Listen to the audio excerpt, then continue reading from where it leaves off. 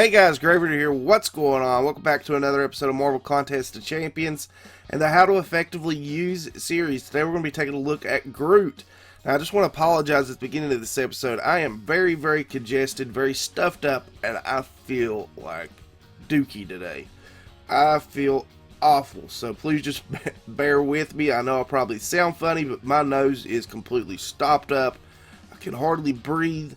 And or at least breathe through my nose, and it sucks. But alright, let's jump right into Groot. And I will say this much: Groot is a pretty fun character to play with, but aside from that, number one, his best place is Alliance Wars in defense. And even then, there's not a ton of places that really work well for him, because of the fact that, number one, his L1 is the most easy thing in the world to avoid. I don't know why. I've seen so many people say that they have trouble dealing with Groot in, I think it's Alliance Quest Map 3, where he's the boss. But before I joined up with I did end up in a couple of alliances where, you know, they would run Map 3 on occasion. And I always felt like Groot was like the easiest character in the world to fight against. I never had any issues with him. And it's all because of knowing how to avoid that L1. But let's get let's get back on topic with where he's best used, and that's Alliance Wars on defense. Like I said, there are tons of other characters that are just so much better than Groot for that aspect. But this is really the only place that I see that he can be used. Mine is only a rank 3, or he's a rank 4, level 40 of 40, but he's only a 3-star. I don't have him as a 4-star.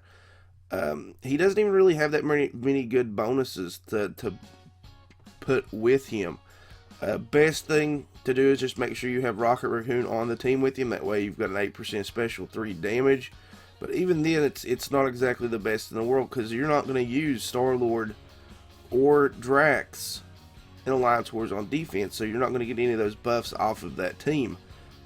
So really the only one that you would possibly either use is Rocket Raccoon. So you really don't get much off of it, but he does have pacifism, cleanse, regeneration, and a bleed immunity.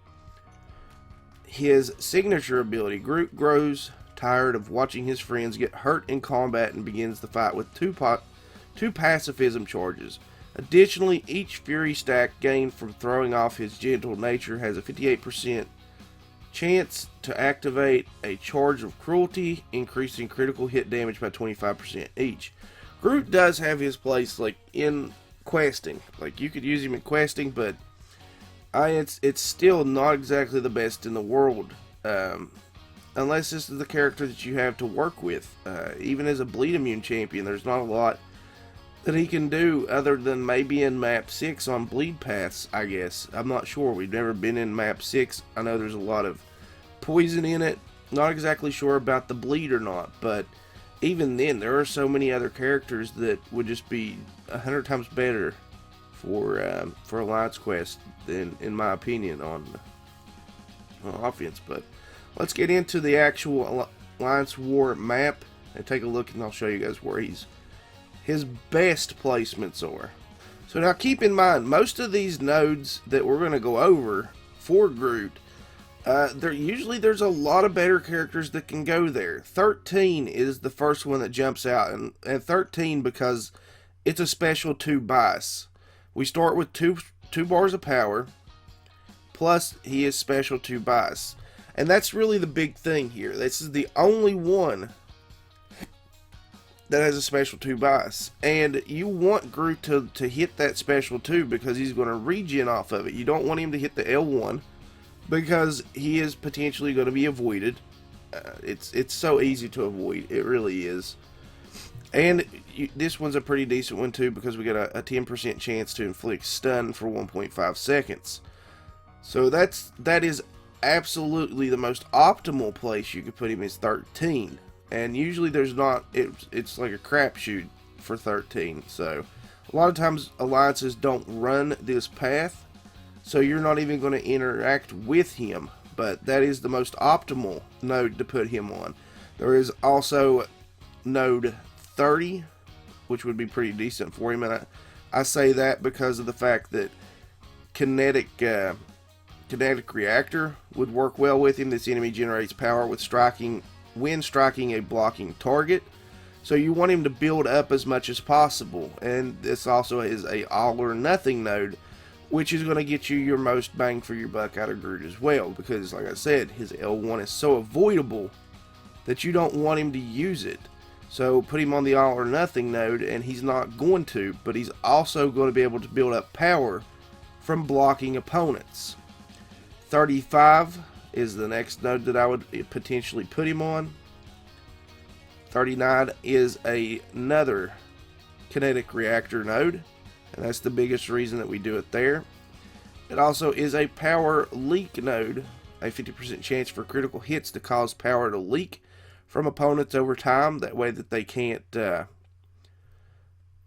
build up as much power, and plus it's got the critical on it, so he's going to do a little bit more damage. 44, which is another kinetic reactor node. And there are a ton of other characters now. I mean, this is like the best placement for Groot if you have Groot. There are way better characters that can go on certain nodes like this. With 44, I have had the most trouble out of Agent Venom on this node, because whenever you'll block his special 1, he can build up to a special 2. Groot's not going to have that kind of advantage against a character. It's only going to be if they're blocking while he is attacking. He does not have any long range attacks, and his L2 is unblockable, so you don't have to worry about that being blocked. But it's still potentially one of the better nodes to put him on, because of the fact that he can build up power just from you hitting him. And also node 19, which is far better of a node for characters like Venom or Doctor Strange. And even I think that Doctor Strange isn't exactly the best character to put on this node, because a lot of people bring in Daredevil as a deterrent for him. But again, we've got an enhanced special 2 with a power bar starts at 2, and that's probably the best places to put him. Optimally though, the absolute best node for Groot to be on is the special 2 bias node, which is on 13.